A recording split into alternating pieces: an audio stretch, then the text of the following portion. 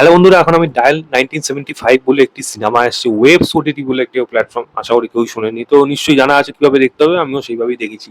তো কেমন হলো সিনেমাটা সেটা নিয়ে কথা বলবো। বহু বছর আগের সিনেমা, এটা এখন রিলিজ করা হয়েছে। কে কে মেনন রয়েছে, কীর্তি কুলারি, অন্যান্য আর্টিস্ট রয়েছে। 1975 বুঝে যাচ্ছেন যে ইমার্জেন্সির সময়। ডায়াল 1975 কেন? ওই সময় মানুষদের ফোনের লাইন কিন্তু ট্যাপ করা হতো। নিশ্চয়ই অনেকে যারা এই ব্যাপারে অ্যাওয়ার আছে তারা এই ব্যাপারে জানে। তো সেই সময় একটা ওয়্যারলেস ফোনকে আনা হচ্ছে বিদেশ থেকে, এবং তার পেছনে অনেক বড় ষড়যন্ত্র আছে, এবং সেখানে কিছু কথোপকথন হচ্ছে যেটা কিন্তু ফাঁস হয়ে গেছে। একজন রেবেলিয়াস লিডার, মানে এখানে প্লে করছে হলো কে কে মেনন, যে একটা সময় মিলিটারি ছিল, কিন্তু সে কেন রেবেল হয়ে গেল তার পেছনে কোনো যথাযথ কারণ যেটা দেখিয়েছে কোনোভাবে পারলো না যেটা। কিন্তু সে গিয়ে এবার সরকারকে সেখানে ঝামেলা ফেলতে যাচ্ছে, এবং সরকার থেকে পদক্ষেপ নেওয়া হচ্ছে তাকে রুখে দাঁড়ানোর জন্য আরেকজনকে অ্যাপয়েন্ট করা হচ্ছে, এবং সেটা কোন জায়গায় গিয়ে দাঁড়াচ্ছে এর থেকে বেশি জানতে হলে আপনাকে এই সিনেমাটা দেখে নিতে হবে। এবার কথা হলো কেমন দেখুন। স্টোরি লাইন অনুযায়ী মোটামুটি একটা আইডিয়া আছে যে এরকম ধরনের একটা cat and mouse chase cinema খুব ইন্টারেস্টিং হবে, ভালোভাবে সেটাকে দেখানো হবে, এবং সেটা দেখতে অনেক বেশি বেটার লাগবে। এবার এই ধরনের সিনেমাতে কি আপনি রাজি সিনেমা যদি ভেবে থাকেন, যেরকম ট্যাপ করে করে যেরকম ভাবে ইনফরমেশন পাঠানো হতো, ইন্টারেস্টিং ছিল। এই সিনেমাটার মেন প্রবলেম গিয়ে দাঁড়ায় হলো এর স্ক্রিন প্লেটা। এই স্ক্রিন প্লেটা এত জঘন্যভাবে লেখা হয়েছে, এমনভাবে সিনগুলোকে স্টেজ করা হচ্ছে, পুরো ফেক মনে হচ্ছে, এবং রীতিমতো যারা এখানে অভিনয় করছে তাদেরও অভিনয়গুলো ফেক লাগছে।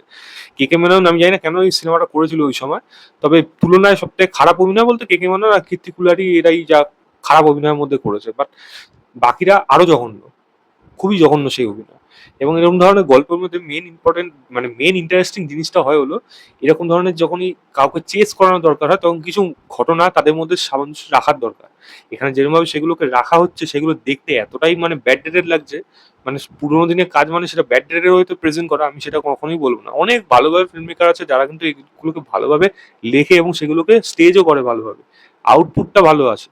তো এক্সিকিউশন ভালো না হলে এই কাজগুলো কখনোই সেটা ভালো হয়ে দাঁড়ায় না। সেটাই সেম জিনিস আমি এই কাজটার মধ্যে দেখতে পেয়েছি। টম অল্টারকে আপনারা অনেকেই চেনেন, বহু পুরনো আর্টিস্ট, তাকেও এখানে দেখতে পাবেন নিয়ে এখন।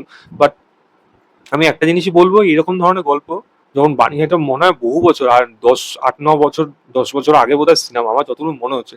লোকের লুক, মানে সবাইকে দেখেও যেরকম লুক দেখে মনে হচ্ছে। তো আমি জানি না ওই সময় কিরকম চিন্তা ভাবনা করে কিভাবে এই সিনেমাটাকে বানিয়েছিল, কারণ এটা তারও আরো 10-15 বছর আগে টাইপের যেরকম সিনেমা হতো, মানে 2000 সাল, 2001, ওখানে বোধহয় এর থেকে বেটার ওয়েতে বোধহয় সিনেমা বানানো হতো। কেন এরকম ধরনের সিনেমা বানানো হয়েছে আমার কাছে কোনো উত্তর নেই। এরকম প্রচুর খামতি আছে এই গল্পটার মধ্যে। চিত্রনাট্য ডেফিনেটলি রয়েছে, এবং মানে প্লট ওয়াইজ আর তারপরে হলো মানে রিয়েলিস্টিক ওয়াইজ সেখানে অনেক প্রবলেম রয়েছে, যেগুলো আপনি প্রশ্নবোধক চিহ্ন আপনার মনের মধ্যে আসবে, ভাই এটা কি করে হলো, কেন হলো, ভাই লোকে কেন প্রতিবাদ করলো না, লোকের চোখের কাছে কেন চলে গেল, তারা কি বুঝতে পারলো না, সবাই কি কানা, এরকম ধরনের প্রশ্ন আপনার মনের মধ্যে আসতে থাকবে।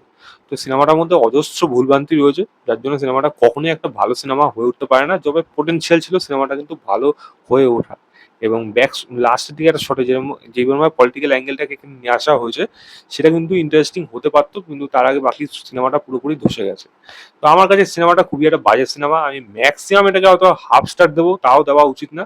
যদি আপনাদের দেখার ইচ্ছা হয় গিয়ে দেখতে পারেন, বাট আমার মনে হয় না এটা কোনো মানুষের অ্যাটলিস্ট ভালো লাগবে, কারণ এরকম ধরনের কাজ ইন্টারেস্টিং চলে যাবে, মানে বুঝে উঠতে পারবেন না, মানে খুব বাজেভাবে লেখা হয়েছে এত, এবং সেটা দেখতে ততটাই বাজে লাগছে। তারপরে যদি দেখার ইচ্ছা হয় গিয়ে দেখতে পারেন। এই ছিল আমার বড় রিভিউ ডায়াল 1975 বল সিনেমাটা। ভিডিওটা ভালো লাগে লাইক শেয়ার, চ্যানেলটা অবশ্যই সাবস্ক্রাইব করে দেবেন। বাই।